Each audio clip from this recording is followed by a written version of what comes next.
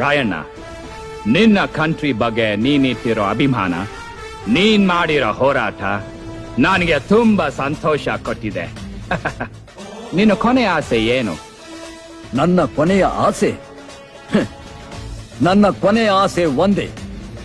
ವ್ಯಾಪಾರ ಮಾಡಲು ಬಂದು ಭಾರತವನ್ನು ಒಡೆದು ಆಳುವ ತಂತ್ರ ಕುತಂತ್ರದಿಂದ ಇಡೀ ದೇಶವನ್ನೇ ಆಕ್ರಮಿಸಿದ ನಿಮ್ಮ ಕಬಂದ ಬಾಹು ಈ ಕನ್ನಡ ನೆಲದಲ್ಲೇ ಕತ್ತರಿಸಲ್ಪಡಬೇಕು. ನೀವು ಈ ದೇಶ ಬಿಟ್ಟು ತೊಲಗಬೇಕು.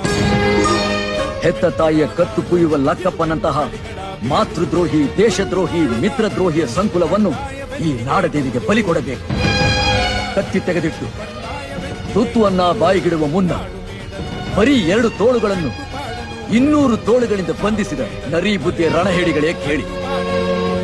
ನಿಮಗೆ ತಾಕತ್ತಿದ್ದರೆ ಕೊಂಚ ಕೈ ಬಿಚ್ಚಿ ಕತ್ತಿ ಕೊಟ್ಟು ನೋಡಿ. ಆ ನನ್ನ ಕತ್ತಿಯ ಏಟು ನಿಮ್ಮನ್ನು ಹಿಮಾಲಯದ ಆಚೆಯವರೆಗೂ ಅಟ್ಟಿಸಿಕೊಂಡು ಬಂದು ಚಚ್ಚುತ್ತದೆ.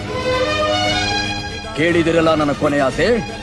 ಗಂಡಾಗಿದ್ದರೆ ಕಾದಾಡಿ ಗೆಲ್ಲಿ, ಹೆಣ್ಣಾಗಿದ್ದರೆ ಕ್ಷಮೆ ಕೇಳಿ ನಿಲ್ಲಿ, 2 ಅಲ್ಲವಾಗಿದ್ದರೆ ನನಗೆ ನೇಣು ಹಾಕಿ ನೀನು ಸಾಯಿ. ಜೈ ಕನ್ನಡಾಂಬೆ, ಜೈ ಭಾರತಾಂಬೆ.